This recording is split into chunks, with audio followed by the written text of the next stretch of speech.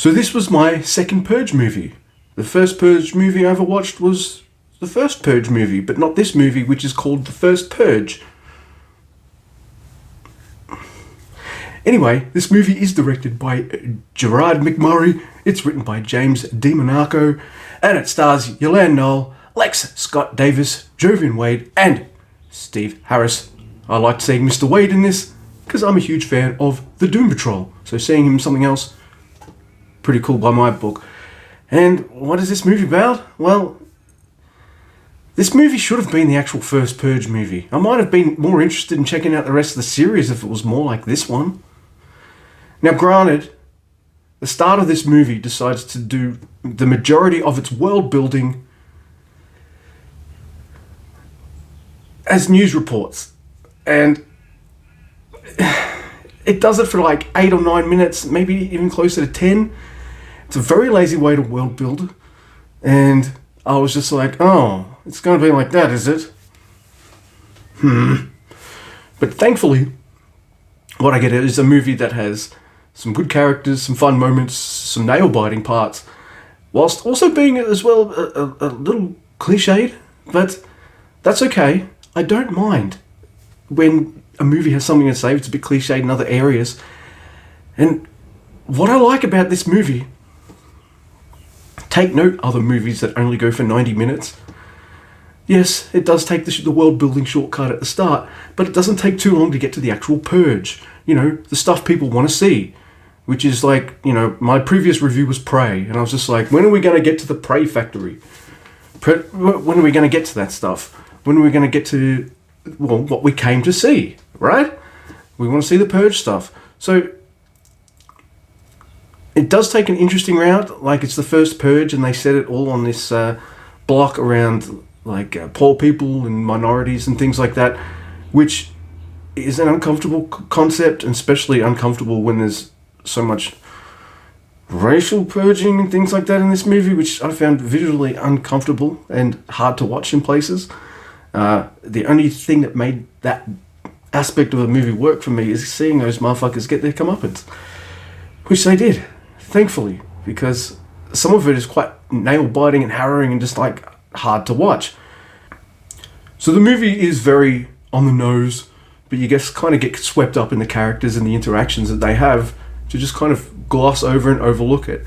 Now, Wade's character does spend the first half of the movie making every stupid decision there is to make, but at a certain point, his character levels off and like, hey, I'm enjoying him. So it wasn't too much of this really stupid dumbness that you kind of get in horror movies. It was fine.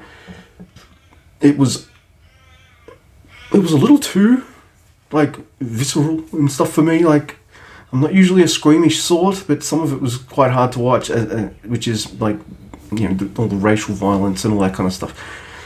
Didn't like it, but I'm not going to take anything away from the movie for displaying that. I think, like, if you're going to do a movie like this, you're going to have to show at least some form of realism and how it would affect the world and the people therein, and it's quite disturbing. I found the political subplot with Marissa Tomei was 100% unneeded.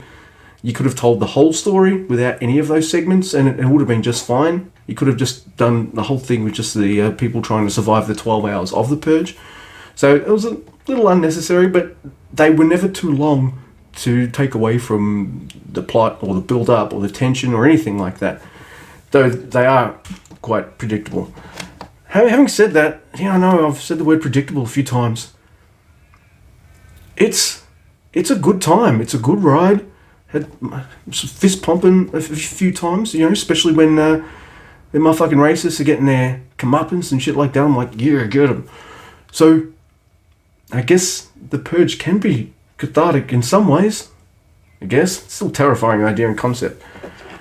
And, yeah, I guess, like, what worked for me was the characters and the community and how they banded together and all this kind of stuff. And how they were affected by the Purge, more than I was maybe, say, the political ramifications and all that kind of stuff. Didn't really grab me as much as like the on the ground, boots on the ground, wow, what are we seeing here? I don't know, if this was the first movie, I probably would have watched all the Purge things by now and probably have nothing to review. I don't know. So yeah, I don't know if I'd watch another one. I don't know, are there any as solid a time as this one? Not including the first movie, which I thought was kind of like, stanky. Didn't live up to its potential. But, you know, I'm going to give this a 7. It didn't take long to get to what you paid your ticket for. It told an interesting story, decent characters. I don't think the movie really wanted to have this, like, super deep, complex story. I don't think it would work like that. It's not very subtle, and I feel like that's a good thing in this movie. It's highlighting some stuff that needs to be highlighted, and this is made a few years before certain bad things went down. So watching it with the 2022 lens makes a lot of this film seem a bit more visceral and real. And yeah, I know, the light's reflecting off the bloody painting up there. I'm like, yay, new art. Oh, it's reflecting off the fucking... I hope it's not too bad for everybody. I hope the sound's alright. It's going to pick up every bit of traffic. Anyway, I'm babbling. Yeah, you should watch the first Purge. Give me some recommends. 7. Anything I remember about the original Purge was like Ethan Hawke was in it. I've kind of like purged that movie from my memory. Other than my opinion of it, I guess. Babbling!